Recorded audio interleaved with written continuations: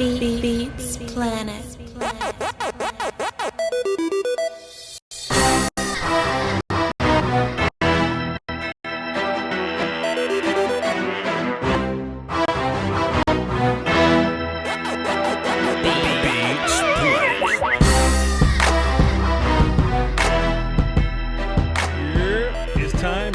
It's time. Come on in. Welcome to the party. What's crack-a-lacking with all y'all? What's good? Get you some snacks. Get you some something to drink. Preferably some water or something that's lightly carbonated. Not nothing too hard, because we need you to listen today. We need you to be aware. We need you to be focused, because we got some things lined up in the tuck here. I'm O-line guy. I like to put a lot of pride in my O-line evaluations. I ain't been wrong too much. So we're talking O-line today. So what I like to do, because I love smoke a little bit, I just want y'all's opinions. I've opened up this forum for you to come in and disagree or agree, whatever you want to say. You can come in and talk to me about, whatever it is that's on your mind about offensive line. Why you think somebody should be on here, somebody should not be on here, whatever you want to say. This is a safe place. We are here for you. All right. Also, something I want to do. My hotline blinged this morning as I was outside trying to get a little workout, trying to keep diabetes and high blood pressure out of my family. Hold on, wait a minute, time out. Let me go to this and let me cut that off. And let me open up the phones. I see Keon trying to raid my phones real quick, so let's open that up. My hotline blinged this morning. Locked. There we go. So the phone lines are open if y'all want to call in. So I got a hit from my Instagram, right? And it's not abnormal that young football players, they have watched my show, or they look up to certain draft prospects or whatever, like, hey, I need to model my technique behind that guy, and then they'll find one of my videos and go, okay, who is this dude or whatever, right? So I got a hotline bling this morning from Ladarius Henderson, I believe. Ladarius Henderson, yes. He's the left tackle for Arizona State, right? True freshman kid, 4.4 GPA, big as hell. We're going to talk to him a little bit today. And when he hit me up, he was like, hey, I saw your edge guy rankings. I want to come on the show and talk about it a little bit. I was like, edge guy, who the hell you played? And I looked up Arizona State real. I was like, oh, he played Bradley and Kenny Willikers. I got questions. Right, so we're probably gonna get some inside information on the type of players that Bradley and Kenny Willikers are. Now y'all know I'm film guy, so as soon as he hit me, I ran my ass back in the crib. I ran back in the crib to get me some research going. I ran back to watch a little bit of film, and of course I know what's going on, but I kind of want him to have that conversation with y'all. So we'll do that in a little bit. But I kind of just wanted to glance over my offensive line rankings for a little bit, just to kind of, set y'all up for the conversation that we may have or disagree about it later. If you really, really want to get into my context, you can go watch that video. I dropped it this morning, but number one is pretty standard. I mean, Jedrick Wills is going to be that dude, but I think the Jedrick Wills and Andrew Thomas conversation are way closer than we imagine. I do think that Jedrick is the consensus number one guy. I do think that's the case. But Andrew Thomas ain't too far away from it. I just think they just major in different things. Jedrick got his black belt in pass blocking. Andrew Thomas got his in run blocking. And they're both solid in the opposite disciplines or whatever. But they are still top tier. We have Tristan Wirfs at the offensive line number 3, and this O-line ranking. This ain't tackle, guard, center, whatever. This is O-line ranking, everybody. Tristan is my 3rd offensive lineman, but by averages, he's my guard number 1. I think if you put him at guard, he's smoking the hell out of everybody else. Like he's like, he could be the next Quentin Nelson type of guy. I'm not saying he's as good as Quentin Nelson or better than Quentin Nelson, but he could be that next guard that we're all super excited about. We haven't been super excited about a guard in a while. I think that can be Tristan Wirfs at guard. But when we talk about Tristan Wirfs at tackle, like, he way down the list behind like Josh Jones somewhere, and that's cool. Becton at 4, Josh Jones at 5, Isaiah Wilson.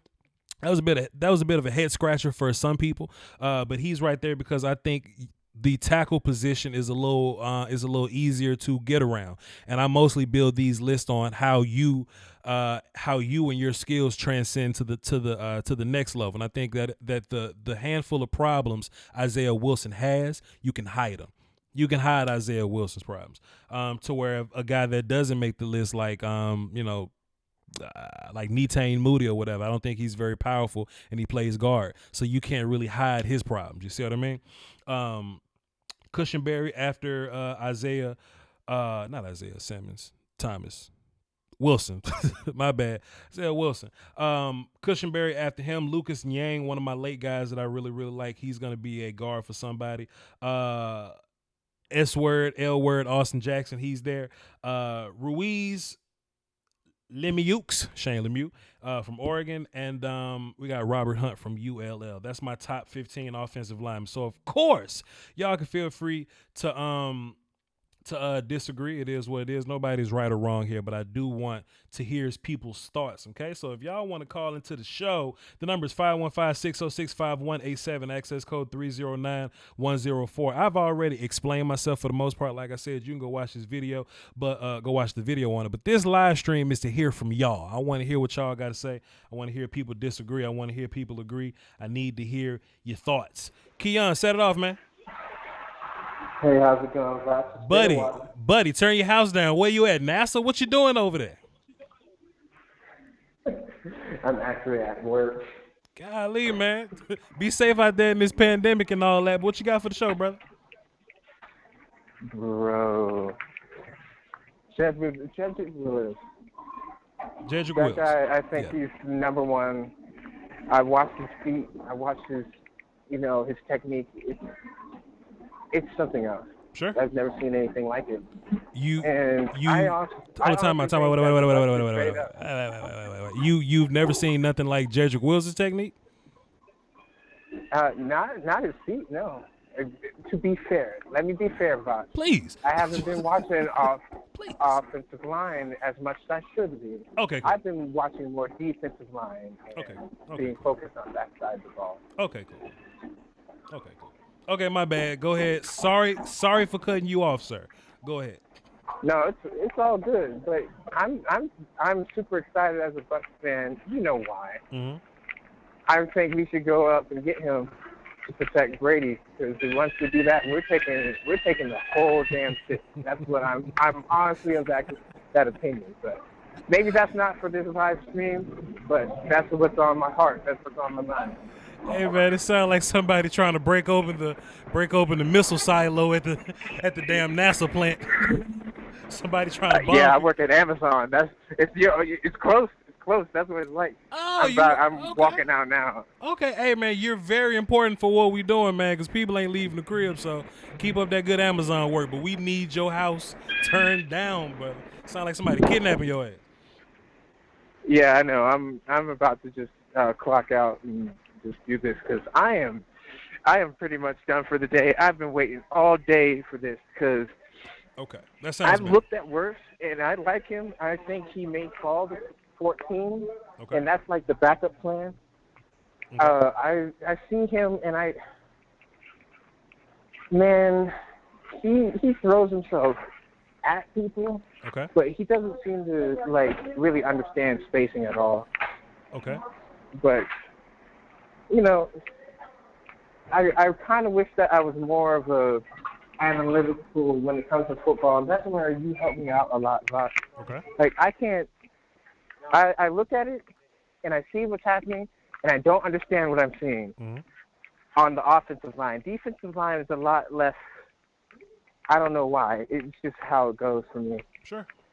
But I look at the conversation, because apparently with a lot of GMs, it's those two, Tristan Wirfs and Wills, that the 4-letter network, the 3-letter networks, that's who they posit as the top guys. I haven't heard a whole lot about these other guys, unfortunately, and that's why I come to you. Hey man, appreciate you for trusting my analysis and all that, because you're not the only person that I've heard that from. You know what I mean? Like sometimes I think people don't appreciate offensive line because they don't know what they're looking at sometimes, So I got to drive that campaign to I don't want to say educate because like I ain't shit, but like to educate a little bit, and then when people know what they're looking at, they can appreciate offensive line a little more. And that's what I'm trying to say. I've always known that guards, tackles, and centers are all different, but I just didn't know how. The game was never simple to me, and there's those that understood it around me, but they didn't take the chance to explain it. And I'm getting to get some idea of what's going on, but I couldn't read defenses or tell you what's happening or anything like that. You know what I'm saying? Mm-hmm. Sure. But other than that, I don't know if you do. You think that the Buccaneers are a tackle away from the Super Bowl? I do not think I just want to crush your little dreams right now. I don't think the Buccaneers are one tackle away from the Super Bowl. I think you're gonna have to know what Tom Brady is, because when it comes to quarterbacks, you're good one day and you bad tomorrow. It happened to Peyton real bad, and it could happen to Tom, or Tom could have the best season. I don't know, but it's gonna take a lot of figuring out to figure that out. But nah, fam, I don't think so. Me personally, I don't think so. I mean, I hear you. Sure. I understand because Father Time comes after us all. Absolutely. But this is the GOAT we're talking about. Tom Brady. Look, Tom Brady's the GOAT because of old bodies. He's GOAT off of old bodies. He's not that same dude no more. I understand that, but I still think that when you look at what Jameis Winston did, he cost a lot of games. It was turnovers. And that's like the most important thing in football, is it not? Protecting the football? Scoring points is important too. I feel you. Hey, but look though, to be fair though, Keon, since like you my guy, hell yeah, the damn Buccaneers can make a run at this thing. Hell yeah, they can. What? Hell yeah, they won offensive lineman away. Man, look, you clean that thing up, man. Give Brady time to push that ball 15 yards downfield to the Mike. Hell yeah. Y'all go, hell yeah. I mean, look, they have Mike Evans, they have Chris Godwin, but most importantly, they have Cameron Brate and O.J. Howard. Those are titans of, put them together. I think you have basically what Gronk can do, only you have it spread out. And if you have a tackle like DeMar Dotson's not coming back, and we have Will, that guy. Because I watched your video of him, and he's able to cancel out two options at once by himself with on the edge. Sure. And DeMar, or that kind of stuff. I don't want to interrupt you. My bad. I mean, I like Wills, but I don't think he's gonna make it to Tampa Bay anyway. Like he should probably be long gone by the time y'all on the clock. So, Josh Jones maybe. Can I interest you in Josh Jones, sir? Unless y'all trade up.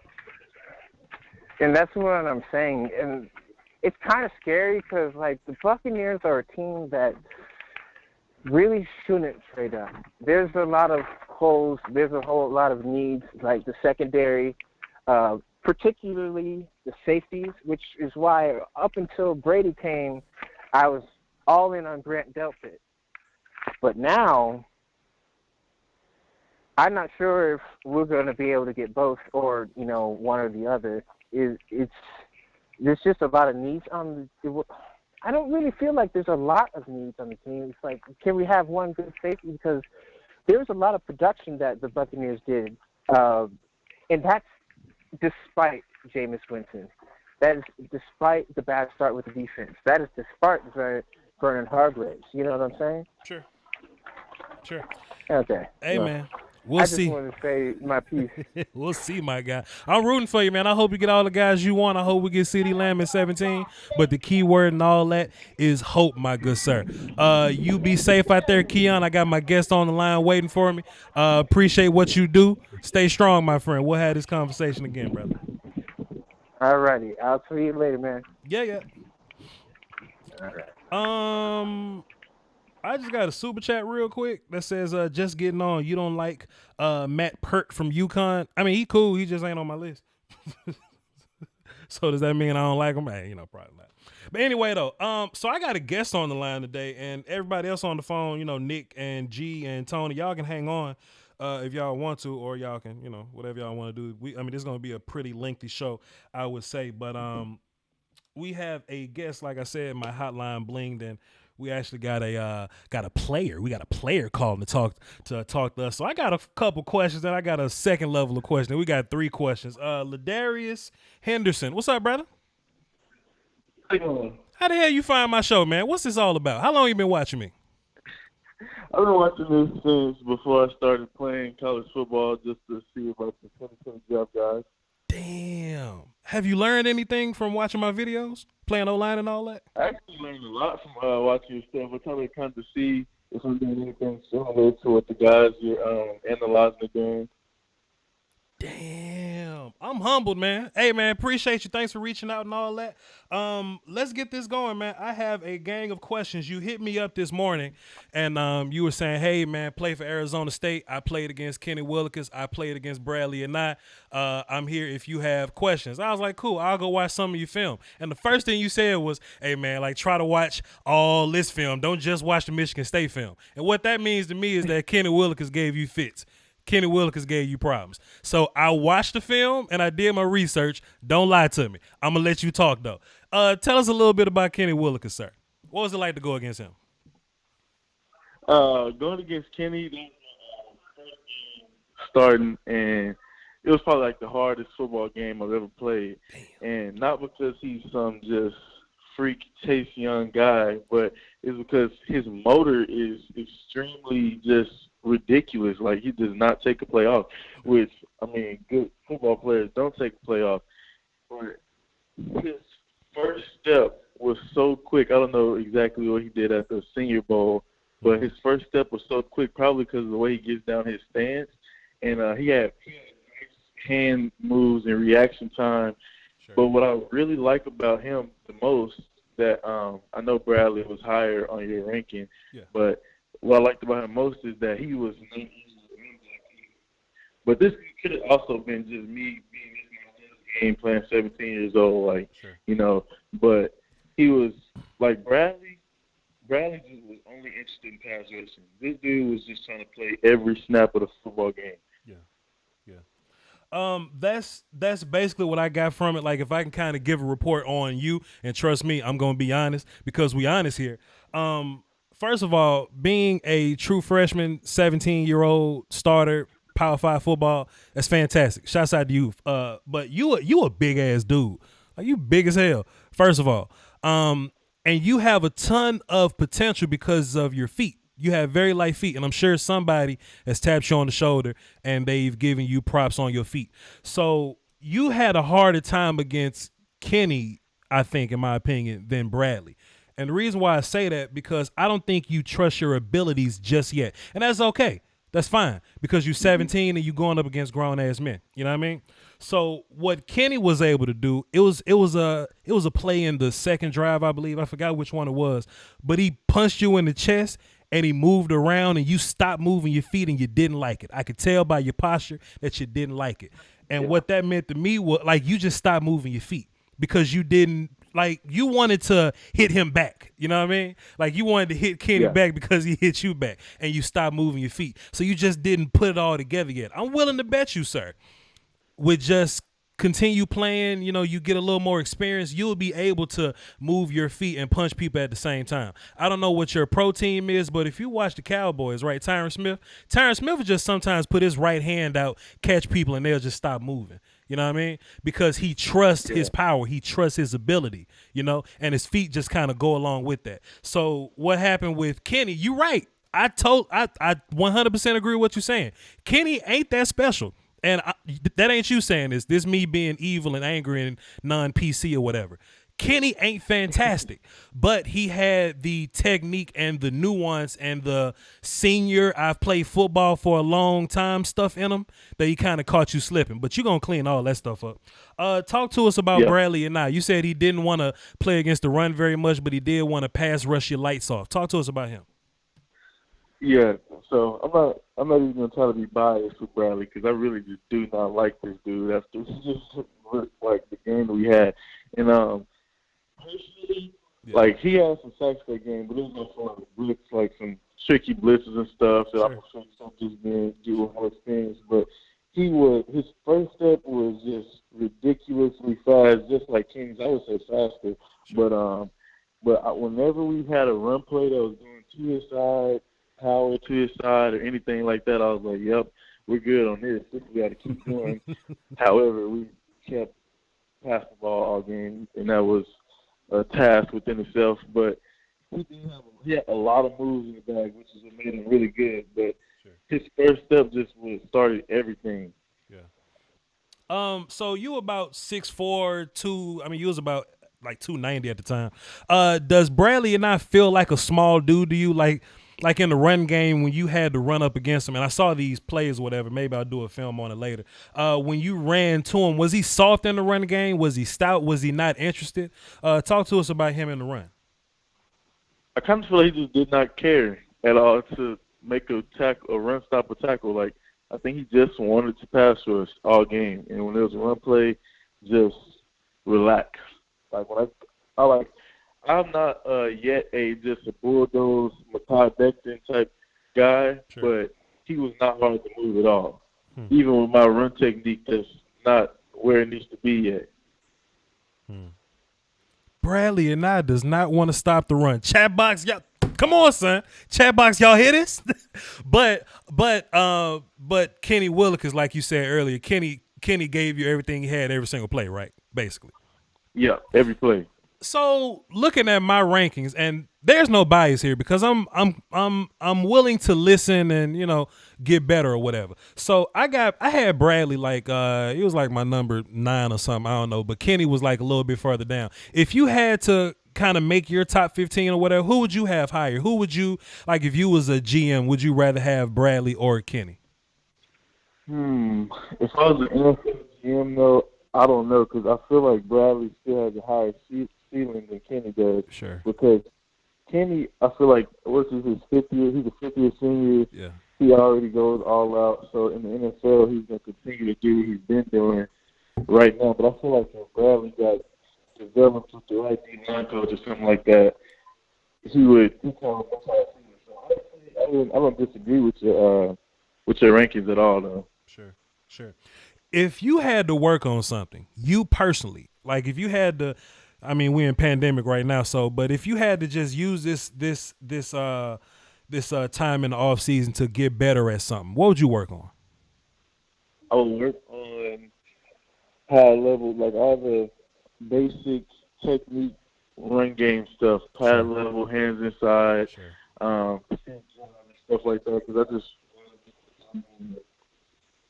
so I can get pancakes. Now, you have a pancake board in the offensive line room. Sure. You're very honest, man. I love that. I appreciate it. But just me watching your film, bro, your feet are fantastic. I mean, so like my chat box listening, he doesn't have a video you can go watch right now because he's a freshman or whatever. He's not in the draft circle, but you can look up Brandon Ayuk and that'll be the, you know what I'm saying, like the offense. Go watch the left tackle, 77. Watch his feet. He's like 6'4", 290. He was 17 years old. You just turned 18, my guy. You know what I'm saying? Yeah. You just turned 18. That is crazy. You just went to prom a couple months ago, which is ridiculous. Hey man, like stay tuned into the channel though and keep us updated so we can know what your life like. So when you go through this process, when you keep getting better and you go to these different, like senior bowls and all that, so we can, you know what I mean? Let me know.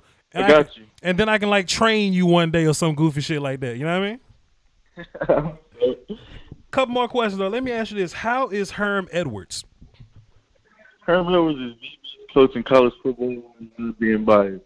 Yeah, He is exactly what he looks like or what everybody thinks he is. Like he's just a great, out of the earth type of guy. I wouldn't want to play for anybody else. That's crazy. I mean, because me looking at Herm Edwards always, I always think he like that dude's a salesman. That dude's a talker. So how did he get you to go to Arizona State? Because you're from Texas. How did he get you to go to Arizona State? Yeah. It wasn't even all him. It was like Kevin Malai being there as like basically an assistant O-line coach, analyst type guy. And then Coach Herm had a lot to do with it. But I knew he was really meant what he was saying. Like, he wasn't just blowing smoke up my butt. And, like, I would take it all over again if I could. And a lot of people, I've heard that a lot. He's like a salesman or something like that. I've heard that all my life growing up. But being around him, he's always on 10, always excited, always happy. That's just really who he is. Like, he's not faking at all. I feel you, man. So, listen, I'm going to let you go. I'm not going to hold you too long. I'm going to let you get back to your Call of Duty or whatever the 18-year-olds do.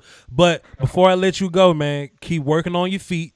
Stay in the weight room. And the more reps you get, you're going to trust your body. You're going to trust your abilities and all that. And, I'm, watching film and all that. I always learn something new when I watch film. Go back and watch your own film. Because what you'll see, like when you watch the Bradley and I film or whatever, like you versus him, like there was a point in the game where you realized how fast he was and you kind of panicked and you turned your feet on, but you realized how fast your feet were to catch him and you overset him because you were so much faster than you thought you were.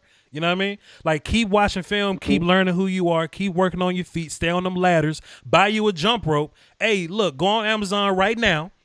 Right now, I'm telling you what to do. Go on Amazon right now. Keon's at the factory right now. He will send you a jump rope, okay? And jump rope and keep working on your feet because you got fast feet.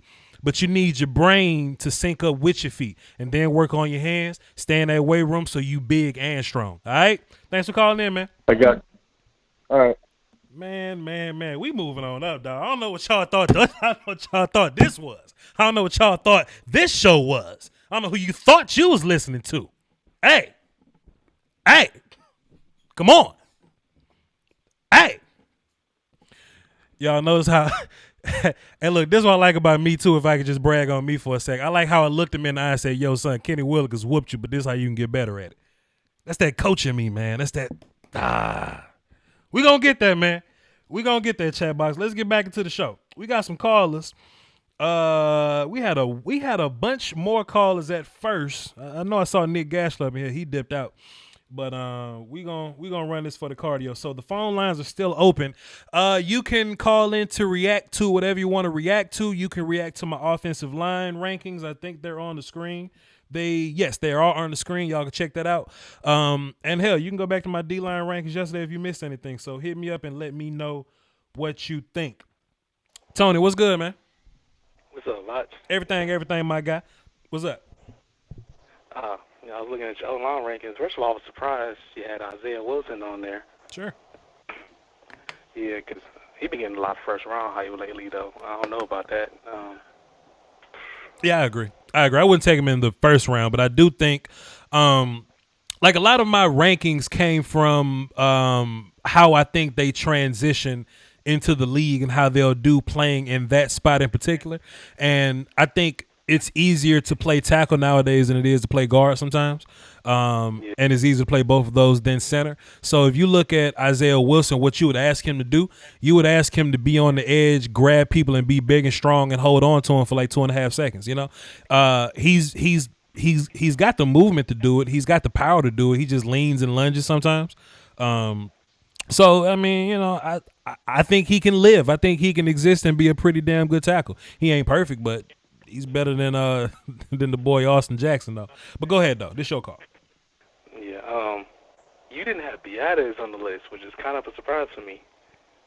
But, Sure. Sure. Tyler Badass from Wisconsin. He just wasn't he's not bad.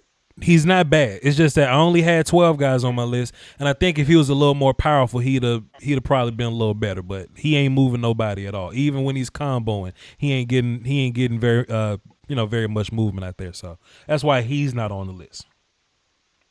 Yeah, that's what I said a couple weeks ago. Like a month ago, I was like, "What do you think of his power?" And I said that because I was like, when I looked at him, I was like, he's not non-athletic. Let's say it like this. He's got power, but he's not super powerful. And he can move, but he can't, he's no Garrett Bradbury, right? Sure. So I was like, he ain't really like he's solid, but he's not really that impressive. You talking about badass? Yeah. Well, if he's solid and not impressive, why are you surprised he ain't on my top 12 then? What are you saying? What are you doing? That was just me. I didn't know how you was looking at him. Josh Jones also surprised me, though. We agree. Sure. I was a little low on Josh at first, but I kept doing my research, watched a little more film, went back over the Senior Bowl tape. I think Josh Jones will be all right. He was a little better than I thought he was. The only thing I don't like about Josh Jones is that power. Because even at Senior Bowl, there'll be times where he set himself up right. He'll block the dude, but they'll just run down the middle because he can't stop it. Sure. He's not that powerful. That's kind of Lucas Niang. I was really surprised you had him on the list. Ooh. Put that dude at guard and quit playing. Put that dude at guard and quit playing. Yeah. I really like him. Cushenberry. Sure. Number 1 center on your list? Yes. That was kind of surprising. Yes. Yeah, I really like Cushenberry. He got some really long arms. He's really nice in pass protection. Kind of a big dude. Oh, I forgot. You didn't have Damian Lewis. I did not. You didn't even bring him up like that. I did not. I like Damian Lewis. He had a pretty good Senior Bowl. He played right there with Cush, but we only had 12 spots. I think Damian Lewis was really good because he knew how to be a heavy dude, you know. So, you know, sometimes when you heavy, you just can't be moved. Like it's just harder to move you. And then you pair that along with whatever power that he brought to the table, and you know, it just ended up working out for him. But I mean, I like him, but he kind of still got a ways to go, in my opinion. Yeah. Not surprised you got Andrew Thomas and Witt on number 2 and Will's number 1. Sure. That's not surprising. Sure. But it's surprising. Some people really think Andrew Thomas might fall out the top 10. I saw some reports today that said Andrew Thomas was the first offensive lineman on some people's boards. So we'll see what happens. We'll see what happens. Yeah, because I've heard a lot of rumors of him to the Browns. A lot of people, but some people, especially after that combine, some people thought Wirfs might be the first offensive lineman off the board just because of that combine alone. Well, that'll be a terrible decision, but anyway, Tony, I got a gang of callers, man. Thanks for calling in, brother. Hey, you welcome. Yeah.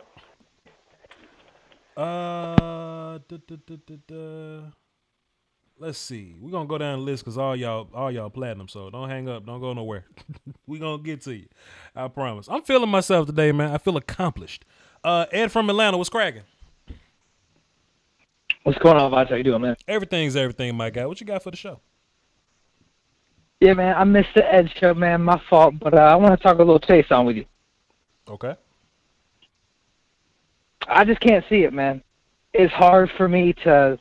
I think if you put him in a system like Baltimore or a coaching staff that already knows what they're going to do, I think he can be productive, but I don't ever think his win rate will ever be that high, if that makes any sense. Okay. I just don't think he just doesn't have the hand technique to do it. Sure. I think, first of all, I don't hate what you're saying. I don't hate what you're saying at all. Let me just get that straight. But second of all, I think the hand technique is the one thing that you can fix and can make him better. You know, I think that's the only thing that he's really missing. Like Caleb Chase, like he's naturally a good player. He's physically a good player. You see great physical traits from him. But if he had a knock, he doesn't always finish the best. You know, he doesn't always get to the sack. If you watch the Clemson game, the Georgia game, you know, just watching versus anybody, watching versus Tua or whatever, he's pressuring people. He's almost getting there off pure talent alone. And you look at him, you say, man, look, if you just had a backup plan, if you would spin back inside after that outside rush or whatever, you probably would have had a sack right there. So my thinking is that Caleb Chase has the physical tools. He just needs a little bit of nuance is my whole notion. Yeah, and here's a cool little I agree with that as well, but here's a cool little nuance that I think is worth noting. So talking offensive linemen, Mekhi Becton, yes, he's got the same raw athletic, raw power, sure, all the kind of stuff Chason got. Sure. But Mekhi Becton at that position at left tackle, he can whoop some people's ass off that alone. Sure. In the league, most everybody got a set. They could quick set pretty well. Mm-hmm. And if you want to look at people who's tried to win with that speed rush, there's a gang of guys who get bounced about the league. Mm-hmm. And a guy who I think is more athletic than him, who he compares to, who used to be on my team, is Vic Beasley. Vic Beasley was busting people's ass way more than Chason was in college. It wasn't even close off pure speed alone.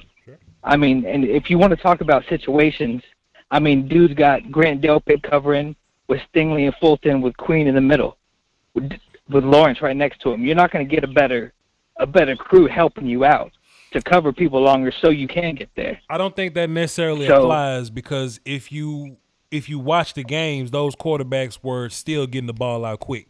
You know what I mean? It's not like they was holding the ball. Oh, they holding the ball for 7 seconds because Stingley and Fulton locking shit up out there. That wasn't always the case. Like I was frustrated watching his Bama tape because every play he was touching Tua. He was touching Tua, and Tua kept getting that thing out quick. 2 seconds, 2.5. He kept getting it out there. And I was like, bro, I wish I can lend Chason some experience points so he can upgrade his damn pass rush stuff, right? This is more so an upside pick than anything. That's also why he's not my number 2 edge guy. That's why he's my number 3 dude. So what do you think the difference is between him and YGM? Because I see the same upside. I just see one guy has more power upside and then the other has a little more athletic outside. Him versus who? Yetur Gross-Matos. Oh, YGM. I got you. The difference, I think Chason is more talented. I think he's more physically talented than Gross-Matos. If you look at Gross-Matos, you'll get a lot of Taco Charlton vibes from him. And the only thing that saves him and keeps him in this conversation with me is that he's really good versus the run. Like, he got some sacks, sure, but let's not just look at numbers. He stumbled into a lot of them. You know what I mean? I would rather somebody miss a sack impressively than to stumble into a sack. Curtis Weaver stumbled into a lot of sacks. He stumbled into double-digit sacks. He beat up on BYU and Hawaii kids for double-digit sacks. Chason got a lot of impressive I almost made it. You know what I mean? So if you get the player, he's not going to stay that way his whole life. You know, if you just get the player, work on him, and potentially fix a little knick-knack here and you there. Ever heard of Vic Beasley? Have you heard of Brian Burns? Yeah, same guy. Happens every year. Brian Burns actually got long arms up. He can actually put together a bull rush before tackles put palms on him. Same Vic thing, Beasley and Chason got Vic Beasley and Chason got short arms. What I'm saying is every single year we have this kind of guy. Sometimes they make it, sometimes they don't. It just depends on what happens when they get there. That's all. It depends on what happened and what coaches get hands on them when they get to the league, and will they put the time in and all that. That's all. Arden Key, same conversation. It just depends. I got you. Can I ask you a quick Cowboys / draft question? Hell no, you a Falcons fan. What are you saying? I'm saying, what you like in the middle of your line? Do you want to draft a lineman? Because I know you're usually pro lineman. Sure. And now that Frederick's gone, would you be opposed to a guy? And if you do want a guy, who is that guy? The Cowboys drafted their center last year, so I'm fine with that. But I do believe in drafting offensive linemen every year. It's 5 of them, and you kind of need 5 of them to be great, and there's not many of them in the league. So do I want to draft one in the 1st, 2nd, or 3rd round? No, I just think people don't have a lot of faith in drafting outside of the 1st round. But, can you find an offensive lineman that you like, especially a guard later on in the draft? Sure, Solomon McKinley is a guy that I like a lot. That'll probably be a 4th round guy, Shane, Robert Hunt, a lot of those guys. So now will those guys come in and be better than Connor Williams? I don't know. I don't think so. I mean, I wouldn't know. But you never know when you're going to need a guy till you need a guy. And we didn't know we needed a center until Travis Frederick felt like he didn't want to play center anymore. So, hey, good thing we drafted our center last year, Connor McGovern from Penn State. I got you, man. Well, that's all I got, man. Take it easy. Appreciate you, my guy. Thanks for the call. We got a bunch of people on the phone, but I do like Ed from Atlanta. He always has some great calls, some great commentary when he gets on the phone. Let me lock The conference has been locked. We got a bunch of people on the phone here. Nick Gashler, what's up, sir? What's going on, boss? How are you? I would like to be called Hollywood Coach Voch from now on. Hollywood Coach Box. I'm playing. What's good, my guy? What you got for the show? I just wanted to talk about these lineman rankings. I think it's honestly, contrary to what a lot of people are saying, it's a really solid list, and I like it. Hey, man, you know me, man. F them, but go ahead. I think the only tweak that I would make is I personally would flip Andrew Thomas to Jedrick Wills. I'll get into that in a second, and then I'd probably flip Becton with Wirtz. And my reasoning behind Andrew Thomas, and it may be because I'm biased, is I turned on his film like in June of last year, and just like he was still the same Andrew Thomas, and there wasn't any Jedrick Wills conversation, and so I kind of just have been on the Andrew Thomas bias for this long. Don't get me wrong, what Jedrick does is great. Andrew Thomas is my third-ranked prospect. I think Jedrick's like my sixth. So they're super close, and honestly, it could be a 1A, 1B situation. But what Andrew Thomas does in the run game is just crazy. And at the same time, he has in my opinion, he has a nice pass set, and he can he can hold off pass rushes really well, in my opinion. Sure. Maybe not as good as Jedrick, that's true. But at the same time, I think Andrew Thomas's pass blocking and run blocking combo overall just barely is better than Jedrick's pass blocking and run blocking combination overall. Sure. Either way, they're still going to be really great players, and you can't really dispute them. It's kind of like the wide receiver conversation. It's your own personal preference. Yeah. But yeah, it's a close call, but I like Andrew Thomas a lot. Then we got Mekhi Becton. I think just because like Mekhi's violence and like his athleticism and the size, he's just going to do good things. And like I see it on tape, like his anchor ability are already pretty good in my opinion. If he doesn't let dudes get into his chest so much, sure. He's going to learn that hand technique, and I think he's going to be a really stable left tackle for a long time. Right. Tristan Wirfs is a little bit lower because he's a tackle to me, or he's in my tackle range, and I think you're right, he's probably a little bit better at guard.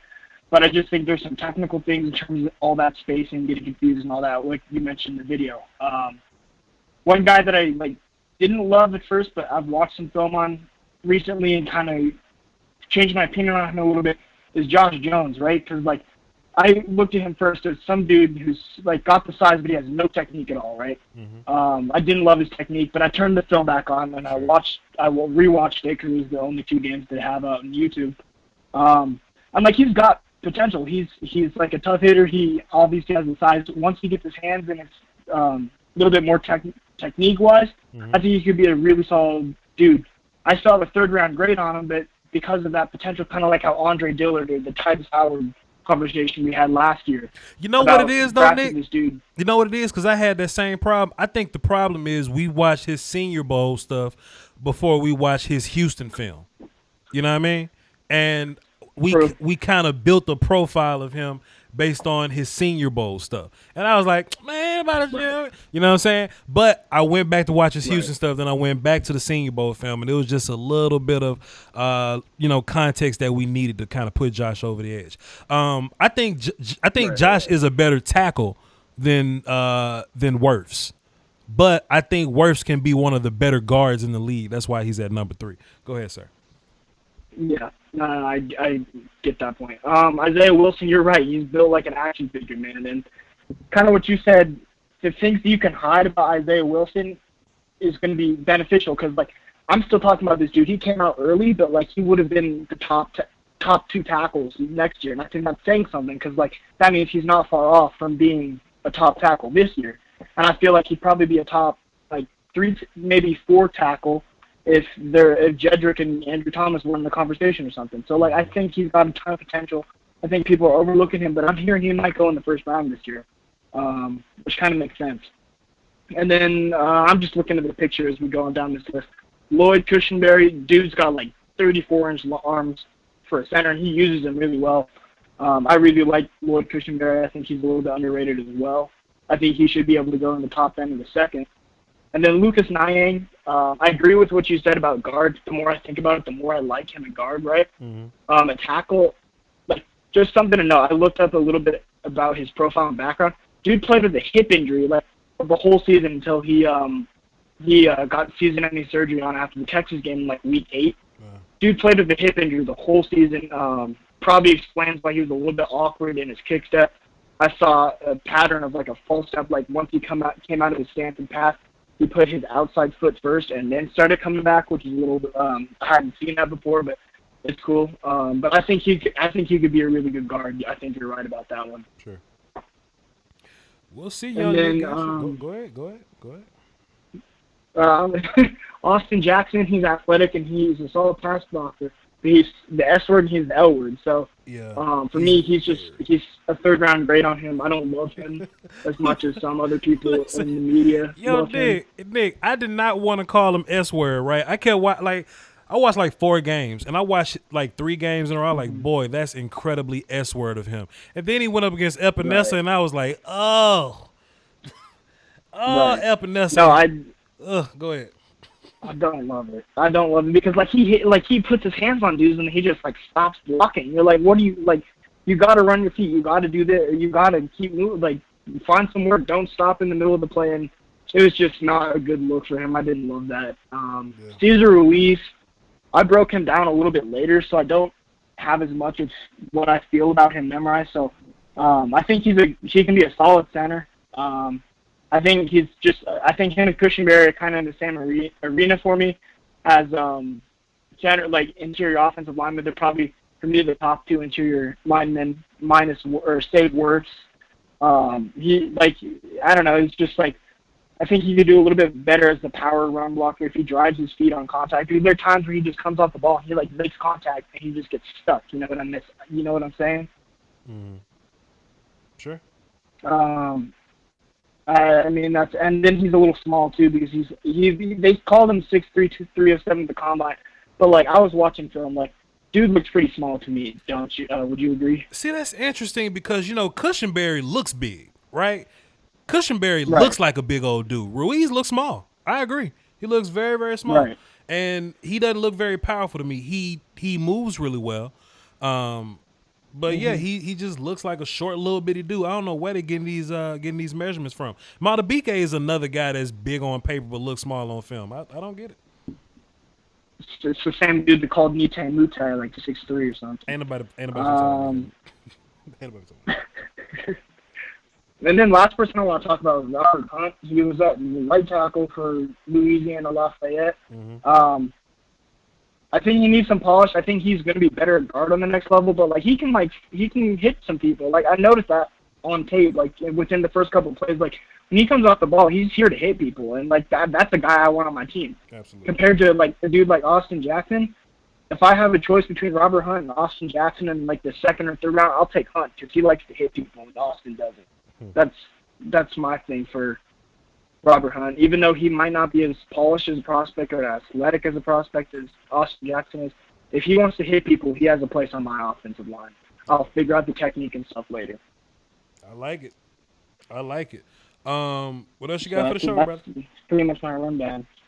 Not much. I like the edge rushing rankings yesterday. I agree with a lot.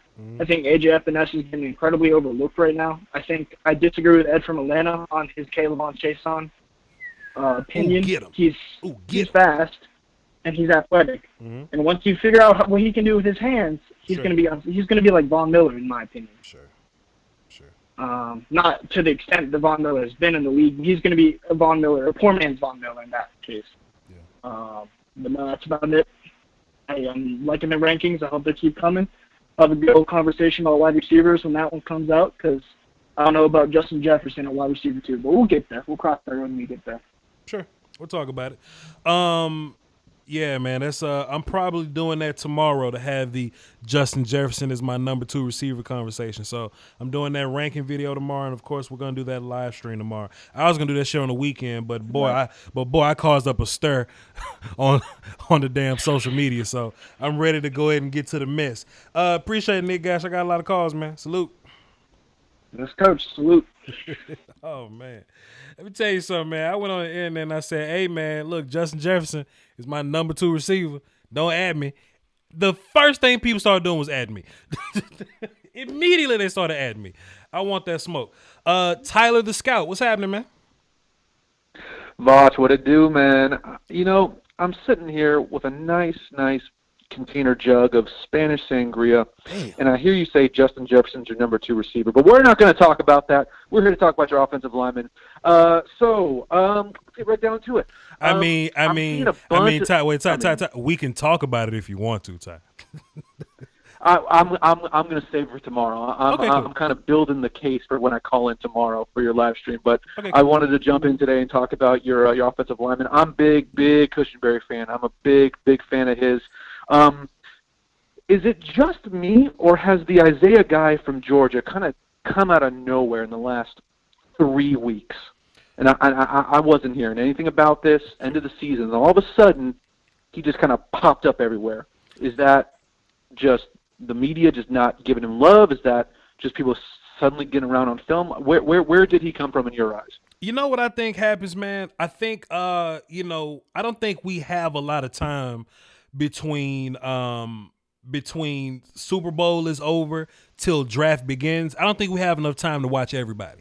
So where we find a lot of people is in pro days, right? Hey, we're going to a pro day to watch, Andrew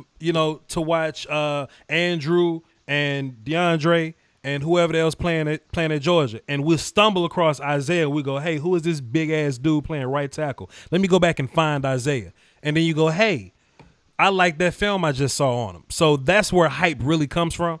And something else happens too, is that these real life scouts, they catch up the media scouts. Like the media scouts, they get the general idea. They're the ones that push Jalen Hurts to the front. You know what I mean? They're the ones that are wrong at first, but then they go and listen to real scouts, and then they catch up later. I think that's what's going on with Isaiah Wilson. We knew he was there. We knew he was around, but I just don't think we all got around to the film on him. And even me too. I was kind of late. He's one of my late risers. Him, Lucas Niang, Robert Hunt. Like, those are guys I just happened to watch late because they just weren't of the higher profile. But sure enough, you watch the film, they can climb your board if you like them enough. One of the things I wanted to talk to you about is kind of the different scheme fits. And I'll bring up Cushionberry again, and I know Ruiz is kind of on a lot of other 4-letter and 3-letter networks. Cesar Ruiz is the number 1 center, number 1 interior lineman, yada, yada, yada. Sure. I don't agree with that sentiment. I like Cush a lot. I like Damian Lewis a lot, probably more than a lot of people do. But in terms of, let's say, Cushionberry, I think he's great in a power scheme. Certainly does not move as well side to side as a Ruiz. So, like, let's say Seattle. Someone who's going to run power, that's going to go mano on mano, not a whole lot of combo blocks, but just kind of come right down the hill at you. I think Cushionberry is a phenomenal fit to them. Whereas Ruiz, I think, makes a lot of sense to someone like, Philadelphia, someone who's going to run a ton of side-to-side zone, outside zone, like a ton of, or even he's not going to be there for Arizona in the second round. I doubt it, but I think Arizona makes a lot more sense to him. Where do you kind of come in? I mean, offensive linemen are kind of you got to have teams that have scheme fits and have flavor, right? It's like a food. It's like vegetables or fruits. Right. Like they kind of mix it together to make a good dish. Can you kind of speak to where you see a perfect fit for Cushionberry, a perfect fit for, let's say, Niang does kick inside to guard, where that in your ideal situation for them being drafted is? First of all, I think Cushionberry can play anywhere with any scheme. I think Ruiz's movement is fantastic to where I think he would fit in an outside zone type of deal, like, perfectly. But I think Cushionberry can also move, but his size and length helps him. He got long arms for a center. He's tall and he got long arms. And I think that's gonna help him with a lot of movement stuff, with a lot of, reaching and things like that. And I agree in terms of, him, being in a power scheme or whatever, his size will help help with that. But I think with centers, I think being powerful is an addition. I just think that's just a like a plus, because at the end of the day, offensive line is like Voltron anyway. I played center, and the one thing that made me happiest is one of my guards. One was a 700-pound squatter, the other was a 300-pound bencher. We was all power lifters. Nothing made me happier than knowing that a combo was coming and being able to flat out move people. So Cushionberry, Ruiz, all these centers, they're gonna be as good as their guards are. for the most part. You see what I mean? So I really see Cushenberry, and Cushenberry is my number one guy because not only does he fit everywhere, but I think his size helps, and I do think he's able to move people. He has power, and hell, man, watching the Senior Bowl, which is the last thing that we got from him, that's past mid-season for him. That's past in-season for him. That's damn All-Star, the Senior Bowl. He showed me some good pass setting there too, man. So put Cushenberry any damn way, man. Great talking to you again, Voch. Have a good one, and I'll be in the chat box. Tyler the Scout, you asked great questions, sir. Salute to you. Thank you, sir. Have a good one. Yes, sir, and I'm ready for that wide receiver smoke tomorrow. I can't wait. Nick Gasher said 700. Yes, sir. It's interesting. I was talking to Nene about this the other day, which is interesting.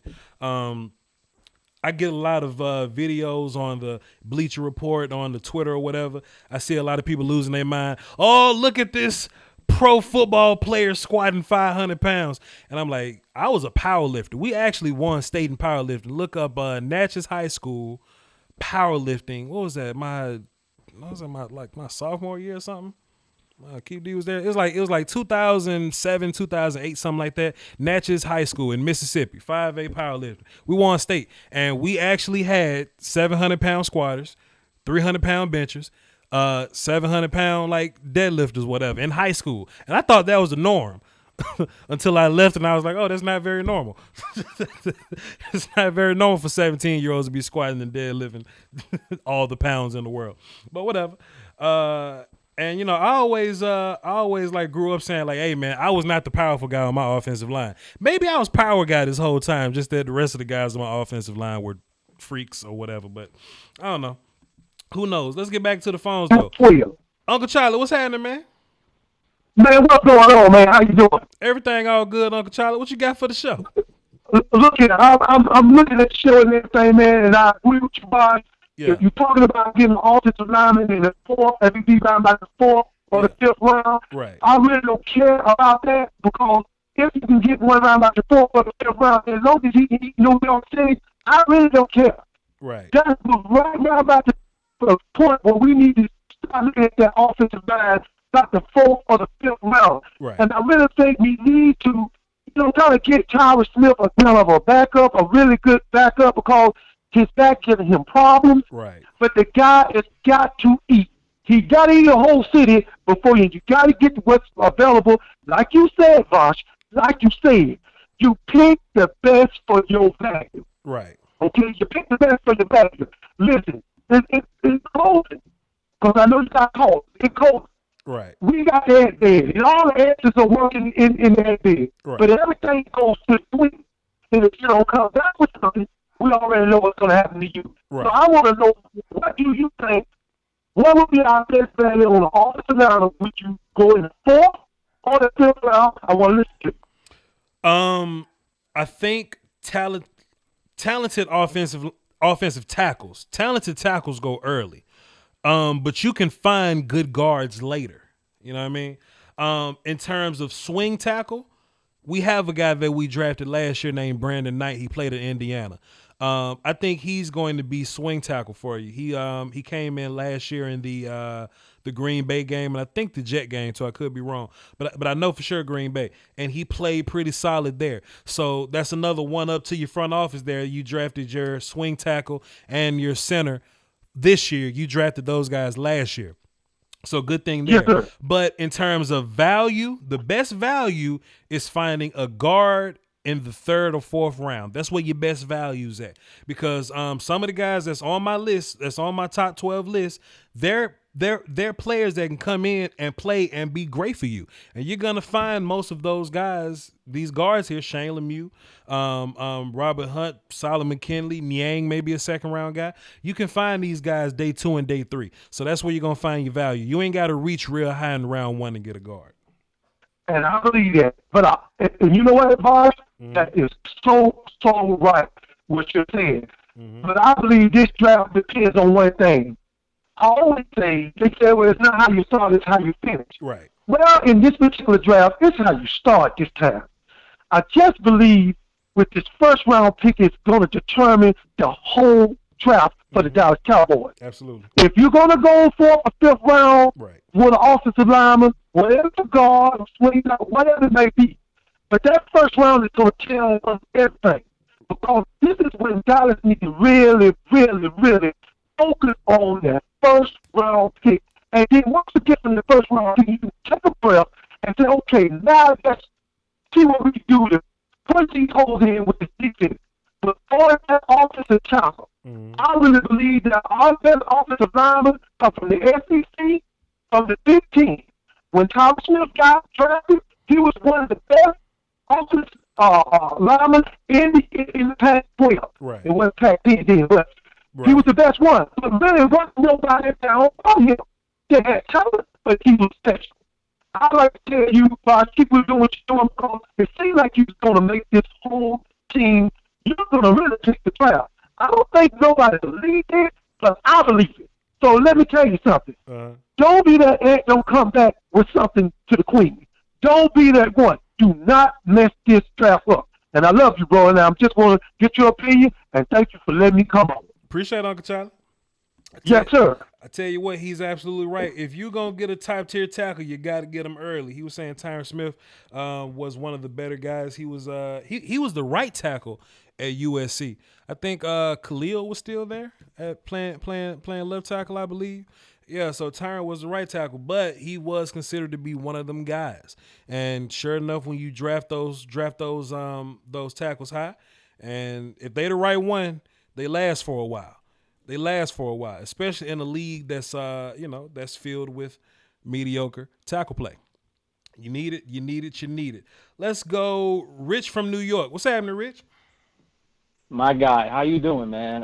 First of all, shout out to Uncle Charlie for putting out just the gospel in your show as per usual. Right. I wanted to go on ahead and say one thing real quick about last night on the Edge Rusher live. That was a great live, but the reason why I thought it was so great because when you talked about scouting, and you talked about people like Mel Kiper and Todd McShay, who should be giving their checks to people like you, because your scouting is immensely higher than theirs, in my opinion. I think they're like the biggest scammers in the ESPN, but that's another story.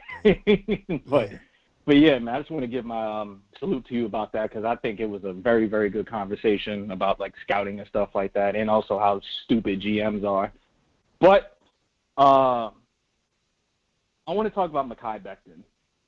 Okay. That is who I wanted to. I just wanted to speak on Mekhi Becton. So I think Mekhi Becton is looked at as kind of like a unicorn. Can we agree on that? Absolutely. As far as like his height, weight, and his movement in that height and weight, you can't teach those kinds of things. Like that's not taught. But I'm over here scoundering through mock drafts, and I'm getting anxious looking at the draft because I'm looking at the Giants. And last time we spoke, who my guy was, 74 up in Alabama. But with Mekhi Becton, I know it's a chance. There's a chance for everything to be possible. As long as you in the NFL and in the draft, there's always something stupid that could happen, surprisingly stupid. And so I'm not saying if the Giants draft Mekhi Becton, it'll be surprisingly stupid, because look who's the GM. The guy is like enamored by stuff that is, well, it's not stuff, but players who have this magical look to them, and like they're so different and things of that nature. But my thing with Mekhi Becton is this. I feel like he has a lot of upside, but he has the highest boom or bust rate out of all those tackles. I agree. Yep. And I think the scale of he can be so good, but he can be so bad. It's like 60-40. Not 60-40. Let me take that back. 50-50, because, man, like if he gets the right coaching and he gets his technique on par, like you look at his run blocking, I mean, we already know what it is. The guy, motherfuckers be scared to go down the field against him. Linebackers, defensive line, they don't want that problem running down up down the field. But my thing is, like I said, I don't know if he's worth it because he's a project player. But if you look at your board of offensive linemen, 1 and 2 are the safest picks in the draft. Yeah. As far as the tackle goes. Yeah. Wirfs, guard. He could be a guard or a tackle, but what makes him more higher than Becton is because you could put him in either guard or tackle. Yes. And he'll more likely work out in guard, but still he could play tackle, and that's what the versatility of him would make him a better player. Yes, sir. But overall, what I'm saying is that I don't know about Becton because his pressures, his hurries kind of bother me. I just want to know what you thought about that, though, overall. I don't have a problem with anything that you're saying. We saw different mock drafts. I know Daniel Jeremiah used to have Becton as a number 4 pick or whatever. I didn't necessarily think that was a great idea, but you're absolutely right. He's the biggest boom or bust because if he busts, he's a bust. But if he boom, that son bitch could be special if he boom. But I just think Jedrick Wills is much safer. But it ain't safe like, hey, I'm settling for something. Like Josh Jones would be, hey, Josh Jones is safer than Becton. I'm settling for something. If you just getting the job done. Right. Yeah. Jedrick Wills is going to be one of the best tackles in the league. Andrew Thomas is going to be one of the best tackles in the league. You ain't got to worry about that. So should the Giants do something goofy and draft Becton? I mean, I would love to have a good laugh about it. But shit, they could be right. They could be right, but they could be wrong. I totally agree with everything you said, sir. Yeah. Everything you're saying was absolutely right as well, man. I just hope that we're not even speaking on Isaiah Simmons anymore because I'm way off that wave at this point. Right. But yeah, man, great list. I just want to say overall, very fantastic list. I agree with everything. That's on that list. I don't know too much about the interior linemen, so I do know that Tyler Badass, I call him Badass too because I cannot pronounce that young man's name. I don't know what the hell he even say. I don't know. I've seen him on tape, and I remember before the season started, people looked at him as like a top center, and then I was kind of like, well, he doesn't move people off the line as a center. Yeah. Like, that's one of your main jobs. Of course, you're going to go help on the whichever guard because usually that's what a center does as well. But I'm looking at him, and it's like, he's just there. He doesn't, like, scare you. He don't scare you all. Like, Lloyd, Captain Crunchberry, he's long. Yeah. He's a long dude. And even though, like you said, he looks like he's big on the TV, but, like, he's actually a smaller dude, honestly. But what makes him different is that the guy is long and he gets after it. He gets after it. But, yeah, I just want to know, what was your opinion when you saw the interior lineman class of this draft class? And then I have one more question, but it's a quick one. But go ahead. I think it's about standard as interior lineman, kind of gets or whatever. The tackles are always going to go first because the tackles are premium. So the interior linemen are going to fall, but you end up finding value in those guys. So you're not going to find anybody that's exceptional at interior line except for like Wirfs, but people putting him at tackle or whatever. So you're not going to find anybody exceptional this year. Ain't no Quentin Nelsons or whatever. But I think you got a bunch of guys that can play that you can get later. Robert Hunt can play. Shane Lemieux, Niang, they can play. I just think they're guys that you can plug in and start. Now, does that mean that they're special? Does that mean that they're gonna come in and be fantastic and transcend what we think about interior O-line? No, we don't have those guys because it's hard to find those guys in football anyway. Offensive line is just rare. But I do think it's a lot of guys that are good that can play, sir. Right. Okay. I'm gonna definitely do my research on your interior lineman videos probably later on tonight or tomorrow. But one more thing I want to ask is, when the draft comes around, are you going to do a live show after like day one? Hell yeah. We gonna so this how this gonna work. How many people we got listening right now? Because I'm trying to make this as public information as possible just to prep everybody. All right, so we're going to do a pregame show, a postgame show, and like I'm gonna be doing the reactions like as it goes or whatever. So my phone's just cut off. We still streaming? Hello? Chat box, we still streaming? Yeah, we still stream, but my phone's just cut off. Anyway, I guess we'll just cut it right there. But yeah, we're we're going to be doing a live reaction for the entire first day and second day. I'm not going to do day 3. That's more so my day to be a nerd and enjoy, but I will be live updating on Twitter and things like that. I might do a post-draft show or something like that. But day 1, I'm going to start an hour before the draft just to kind of get everybody's vibes. We're going to be doing the during draft, and then I'm going to do like it just however long after. Just we going to take calls till people stop calling. We just going to let people react till people stop reacting, and we'll do it all again for day 2. All right? That's how it's going to go. Tyler in the chat box says, will I be taking calls after the I will be taking calls pre and post, not during, because that can get a little weird. I would love to have a situation where if the Broncos are on the clock or whatever, I can get Nick Gasher in here to get his thoughts and opinions. But the problem is if the Broncos are on the clock, like some Patriots fan gonna call in and be like, hey Voch, what do you think the Patriots should do? And I'm like, yo fam, we on pick 15 right now. Relax. You know what I mean? So I can't always trust people to do the right things there. But we will do a pregame show to get the vibes, to do predictions. I'm gonna of course talk about my path to CeeDee Lamb at 17 or whatever. That's gonna be fun. I'm gonna have the camera on as well because I got a white marker board that I'm gonna be running, so that's gonna be fun. And we're gonna do post game shows, getting all those reactions.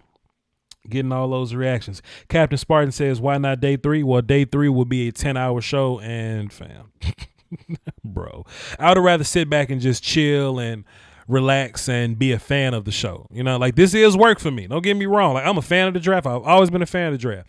But these things are work. And when we do these long streams, like day 1 is only 1 round, and that's gonna be a 6-hour stream. Day 2 is 2 rounds, that's gonna be a 7-hour stream. You know what I mean? So day 3, I don't know if I got it in me to do 10 hours with y'all, but I will be live, tweeting and all that good stuff. So that's my thoughts. My phones got shut down, so we just kind of gonna wrap it up, call it a day right there.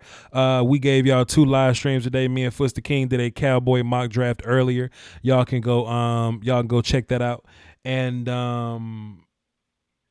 that was fun. And then this one's dope. So tomorrow we're gonna do a wide receiver video. I'm gonna drop that video at 11 Central. It's gonna be a top 15, not a top 12. It's gonna be a top 15 receivers. I'm gonna do that video. Then we're gonna do the live stream at 6 p.m. Central Time as well. All right. So same. Y'all hold it down for the Doski Woski and the Peasky Weesky. This has been fun. Let me go and record. Can you talk about Matt Hennessy real quick? I think he's bad and he got beat up on at the Senior Bowl. Y'all hold it down for the Doski Woski and the Peasky Weesky. All right.